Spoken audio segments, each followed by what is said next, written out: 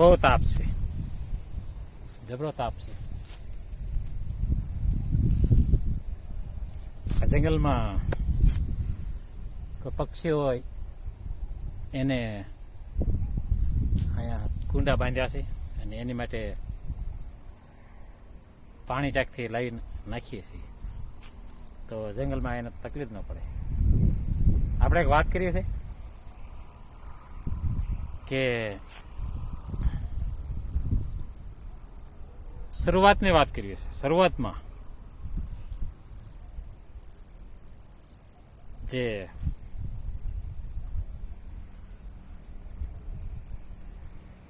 આકાશ અને પાણી સિવાય કશું હતું નહીં. શરૂઆતમાં ત્યારે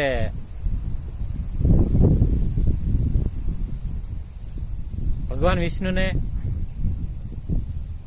એક સંકલ્પ થયો કે મારે મનુષ્યની ઉત્પત્તિ કરવી છે. ત્યાર પછી નાભીમાંથી એક કમળ ઉત્પત્તિ થઈ, કમળની એમાંથી બ્રહ્માની ઉત્પત્તિ થઈ. બ્રહ્માએ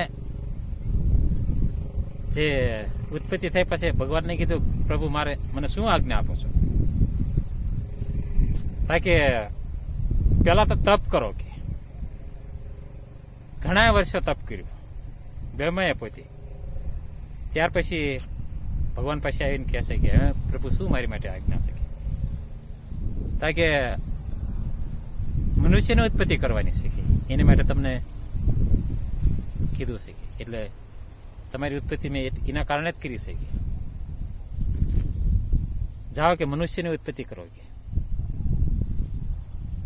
ત્યાર પછી નવ ઋષિને પ્રગટ કર્યા. બ્રહ્માએ મા નથી હો. બધા લોકો કહે છે ને કે મા વગર થોડા પુત્ર થાય. જે ઈશ્વર ધારા નહીં કરી શકે એને કઈ માની જરૂર નથી કે મા હોય તો જ પુત્ર થાય. આ જે ઋષિને ઉત્પત્તિ કરીને એ બ્રહ્મા પિતા એક જ છે. બ્રહ્માએ ઉત્પત્તિ કરેલી નવ ઋષિની અને એને માનસ પુત્ર કહેવાય. શું કહેવાય? માનસ પુત્ર. બ્રહ્માએ ઉત્પત્તિ કરેલી. બ્રહ્માએ આજ્ઞા આપી કે જાઓ મનુષ્યની ઉત્પત્તિ કરો. કે એ નવે ના પાડી. મહાન ઋષિ હતા. એમાં એક નારાયણનું નામ આવડે છે, બીજા તો મને વાંચવું પડે તારે ખબર પડે, યાદ નથી. નવે ના પાડે. અમારે એ ઝંઝટમાં પડવું નથી, અમારે કોઈ મનુષ્યની ઉત્પત્તિ કરવી નથી, અમારે ઈશ્વરનું ભજન બરાબર છે, એમને ના પાડે. પછી મનુ અને શત્રુબાની ઉત્પત્તિ કરી. જાતિ મનુષ્ય જાતિ. આપણે જાતિ કહેવી છે ને કે અમે આ જાતના છીએ, અમે આ સમાજના છીએ, એટલા ખાતરે મેં આ શરૂઆતની વાત કરી છે. ત્યારે કોઈના ઉપર બોર્ડ હતા માત્ર મનુષ્યના બોર્ડ હતા ઉપર કે મનુષ્યની ઉત્પત્તિ કરી છે એમ. અને મનુ પુરુષ હતા, એ શત્રુબા સ્ત્રી હતા.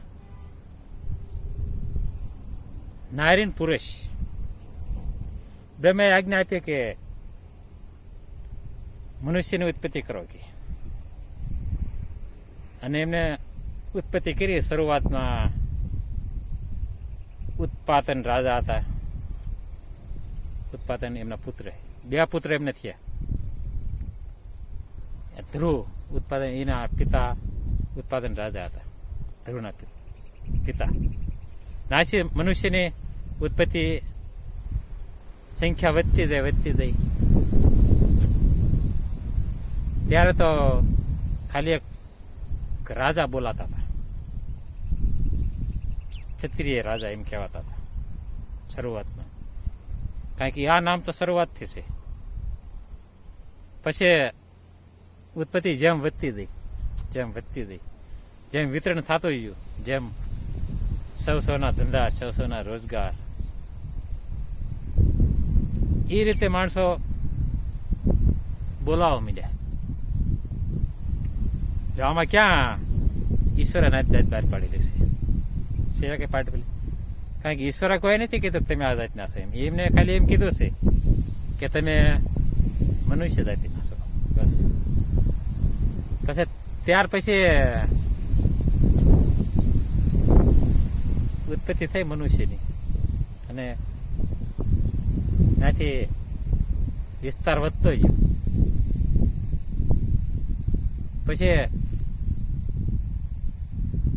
એમાં સૌ પ્રથમ કે 4 વર્ણની ઉત્પત્તિ કરી બ્રાહ્મણ લોકોએ, 4 વર્ણની.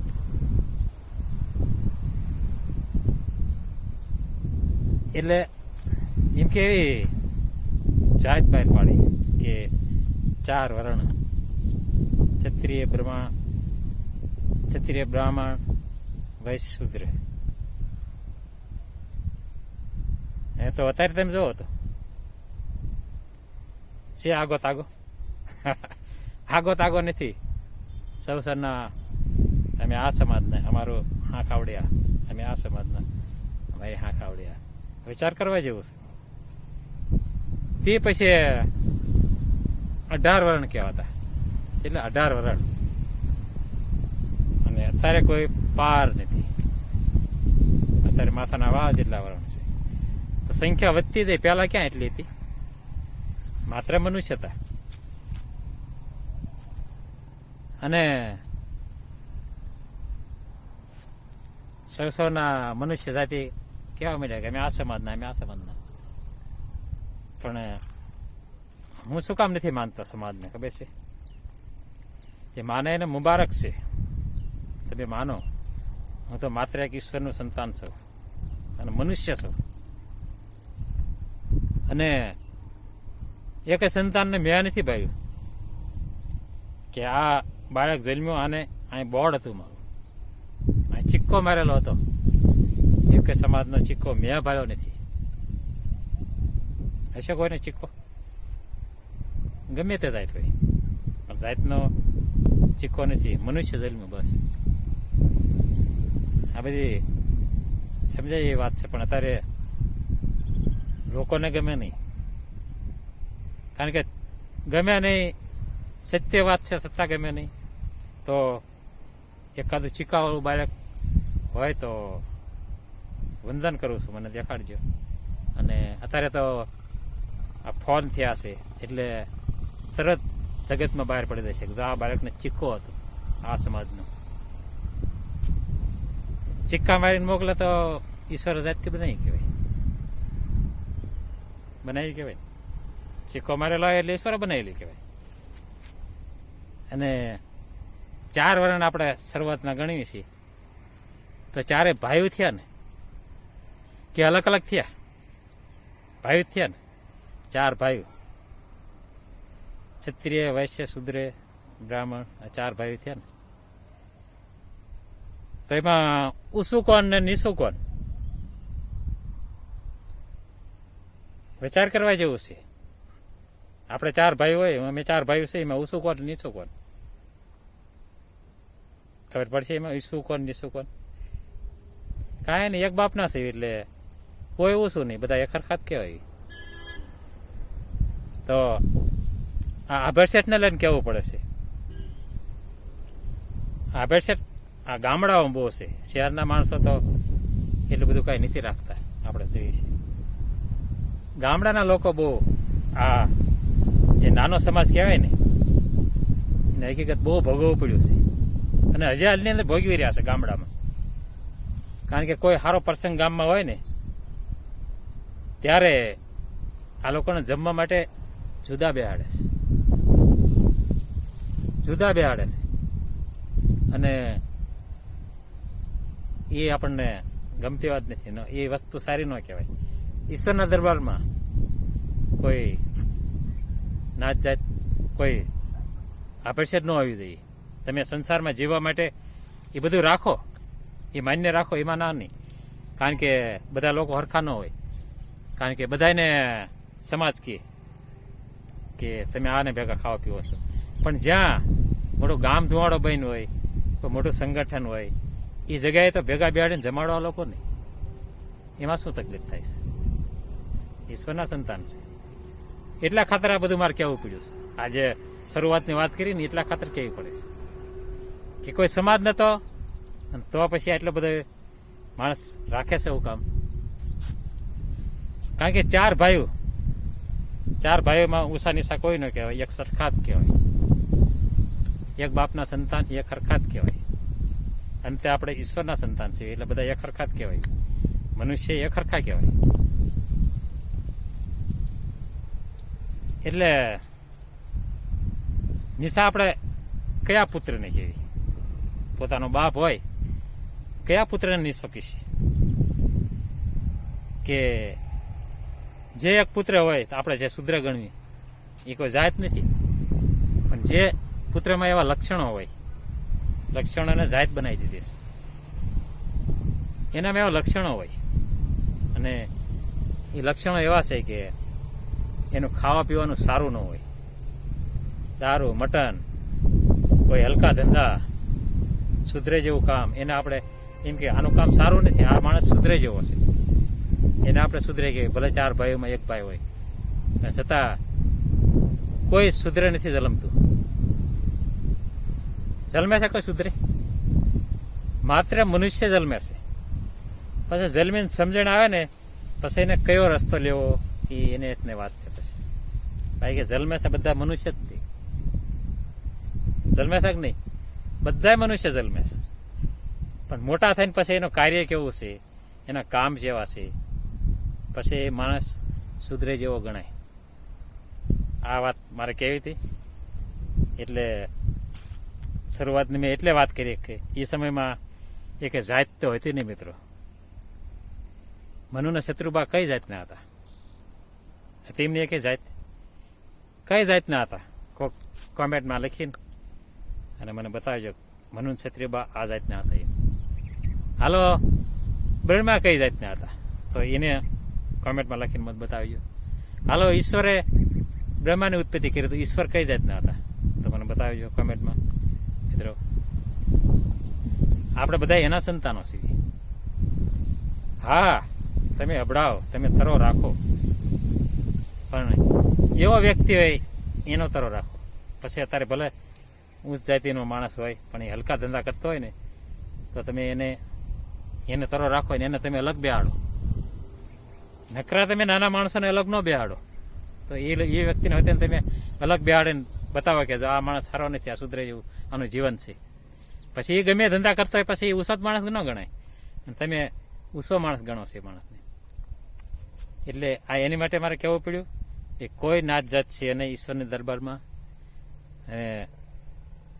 એટલે આ વિડીયોને લાઈક કરજો, આ વિડીયોને આગળ મોકલજો. આ નાના માણસને ભોગવવું પડે છે ને એટલે મારે કહેવું પડ્યું. અને એ સમયમાં કહે છે એક મેં વાત સાંભળી હતી પણ જવા દે કે એક બાળકને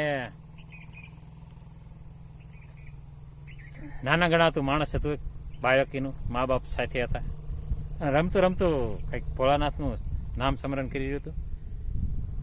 એ મેં ચિત્ર જોયેલું, સાચી કહાની છે. અને ત્યાંથી કે બ્રાહ્મણો પ્રસાદ થઈ નીકળ્યા અને બ્રાહ્મણ સાંભળી ગયા કે શુદ્રના મુખમાં ભોળાનાથનું નામ. અને બધા સેવકોને આજ્ઞા કરી કે એને પકડીને લાવો. એના મા બાપ કેટલા રોતા હતા, કકળતા હતા, કેટલા બિચારા હેરાન થઈ રહ્યા હતા. બાળકને હાથમાંથી ઝૂંટ મારીને લઈ જાય તો દુઃખ તો લાગે ને મા બાપને. હવે એટલો બધો કોઈ અપરાધ નતો કરેલો છતાં આવી શિક્ષા આપી, આવી સંજા આપી આ બ્રાહ્મણ લોકોએ એ સમયમાં કે એની જીભ કાપી નાખી. એવા બાળકની જીભ કાપી નાખે તો સુધરે તો હું તો એને સુધરે કહું, ભલે બ્રાહ્મણ હોય પણ એ સુધરે ગણાય. લક્ષણો છે એના લક્ષણો એવા હતા, જીભ કાપી નાખીએ નાના બાળકની, નાના પહુની. એટલે આવું ન થવું જોઈએ. સૌને પ્રેમ કરો, સૌ માથે અમી વરસાવો તો ઈશ્વર રાજી રહેશે. નાના છે નાના કોઈ નથી, મોટા છે મોટા કોઈ નથી, કોઈ કોઈથી મોટું નથી, કોઈ કોઈથી નાનું નથી. સર્વે એક સમાન છે અને ઈશ્વરને ગમતી વાત છે. સૌ સંપીને રહ્યો કોઈ વિવાદ ન કરો, કોઈ વાતનો વિવાદ ન થવો પડે આપણા ભારતની અંદર. આપણું ભારત સર્વશ્રેષ્ઠ આ ભારત છે, કારણ કે આ ભારતમાં એટલા અમૂલ્ય સાધુ સંતો થઈ ગયા છે, ઋષિમુનિઓ પણ થઈ ગયા છે. ભગવાને પોતે અવતાર કેટલા લીધા છે ભારતમાં. કાંઈક સારું ભાવ્યું તારે ભગવાને અવતાર લીધા છે ને આ ભારતની અંદર, તો બીજા દેશમાં અવતાર કેમ ન લીધા? પણ આપણે એનું ઠારુકો આપણે એનું ભૂલી જાય છે, અને આપણે એટલો ગર્વ રાખવો પડે કે અમારા ભારતમાં ભગવાને જન્મ લીધા અને આટલા સાધુ સંતો થઈ જાય, એવો ગર્વ હોવો પડે. નકરો હું આ સમાજનો છું એવો ગર્વ ન રાખો, હું મનુષ્ય છું અને એનો ગર્વ ખાલી રાખો તો ભગવાન રાજી થશે. અને મિત્રો, આ વિડીયો લાઈક કરજો, આગે મોકલજો, જરૂર સાંભળજો અને જરૂર આ વાત ઉપર મેં કીધું એમ કોમેન્ટ લખજો કે તો બધાને ખબર પડે. બધા નાના માણસોને ભોગવવું ન પડે. નાના માણસો કોઈ સુધરે નથી રમતું, બધા મનુષ્ય જ જન્મે છે. એટલે આ વિડીયોને લાઈક કરજો અને સબસ્ક્રાઈબ કરજો આ વિડીયોને અને આગે મોકલજો મિત્રો. મારા કોટી કોટી જય શ્રી કૃષ્ણ. તમારો હરિનારાયણ, હરિ કૃષ્ણ, હર મહાદેવ.